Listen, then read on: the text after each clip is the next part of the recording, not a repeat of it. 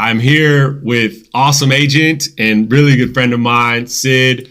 I've known you for many years, but I think I've been around for your entire real estate journey, right? I think so. I think we did our first deal together, if you want to say, or you did a loan for me on one of my first transactions in 2013, 14. It's almost been a decade. Yeah, a decade of success. Wow. So I know your real estate origin. You started in the Bay Area, migrated to the Sac area. Of all the great neighborhoods in Sacramento, what's your favorite? Man, that's a really tough question. I'm going to say that River Park is my favorite neighborhood. I've got some roots there. The reason being is I had both of my kids come home to my house in River Park. And, I no longer live there. I still got great roots. And if you need help selling or buying real estate in River Park, give me a call.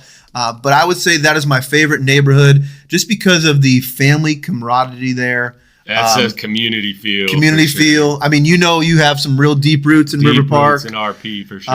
And it's just a great area for people which I still think is affordable compared to East Sacramento. And you can get a lot of bang for your buck there and just a great neighborhood.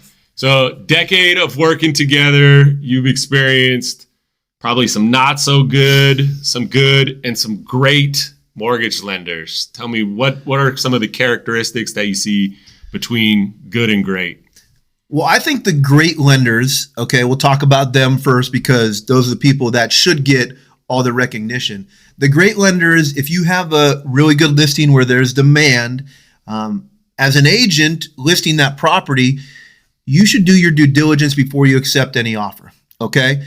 The great lenders, what they do is they give you a call, okay, when their client submits an offer and says, Sidney, here's what they have. This is their qualifications. I can get this deal done. They're very well qualified. It's not going to be an issue. We'll also discuss a little bit about appraisal, things like that. So I think the great lenders. I'm hearing communication. Communication. You want that upfront communication from your solid lenders. Yeah. And then continue that throughout the transaction, right? That's most important. I think some people, think, oh, well, if I call him too many times, he's going to. But I would rather you call me too many times and say, hey, things are looking great. We're getting towards underwriting. We're going to get loan approval. Err on over communication, right? I agree. I think that's what great lenders do.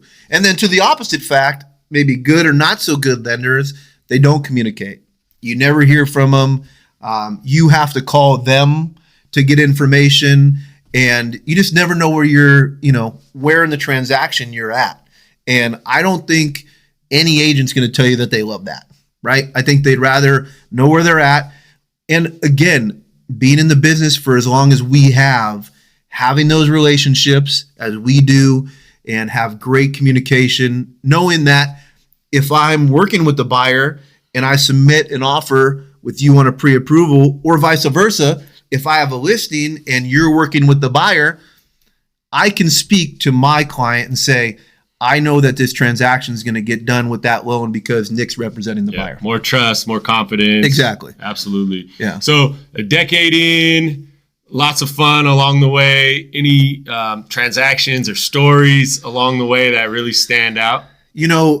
That's funny you bring that up. I do remember, probably one transaction that what I call was a triple header. Okay. So right. Basically what happened was that I had a seller, okay, who needed to sell their property contingent on buying another property. Yep. Okay. And their buyer was contingent on selling their home. Okay. Ooh, and three-way. It was a three-way. It was a triple header three-way, every way you want to put it. And this was during the time where transactions weren't happening in, a weekend. Sure. Right. Sure. Maybe some agents are out there that don't remember that, but we were working to get these deals done. And this was probably about 5 years ago. And the amount of communication and kind of just coordination that happened during that transaction, I will still never forget the day that the final transaction closed and those people got the keys. And it was just like a huge relief that we all got it done. Yeah. And the good news is I worked with a lot of people in that transaction, including you, okay, that communicated, and did a great job of getting it done. And that is where your lender and your agent provide value, right?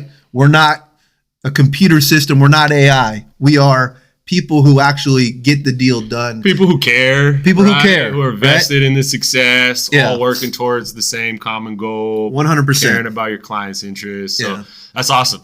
That says a lot about you, that you remember a good one. Yes. It's a good one that stands out, Yeah. not a bad one, not a horror story. Yeah. You know, I don't have too many bad ones. I mean, There you you try go. to set yourself up. Everybody has some bad ones on the books, but you try to move on from those and just keep helping people out and remembering the success stories, because, you know, the clients are important. And that brings us to next year, 2024. We're seeing rates come down. Yep. We're seeing inventory still tight. We're seeing migration to the Sacramento area. What's your forecast for the year? Again, I think it's going to be hot. I really think that, you know, there was a lot of questions about 2023. I think it still provided a lot of, you know, good sales. I think inventory has been a huge topic, and I think that will probably be another topic in 2024. But my projection is that people are going to be happy with making purchases. Yeah. Okay. Because I think that you just kind of have to be comfortable with the rate that you're at. I think it's still a very desirable rate in historic numbers. And I think we have some great houses, hopefully, that are going to hit the market in Sacramento. I think that we should be proud to be living in Sacramento. Back in 2013, when I started doing this, Sacramento was not a desirable place, and people thought it wasn't, you know, such a destination. Now we are. I think that we live in a great town, and we have some great neighborhoods, and it's going to be a great Sacramento in 2024. I mean, we're going to light the beam. You're going to light the beam. Hopefully, it'll be better than the Warriors season.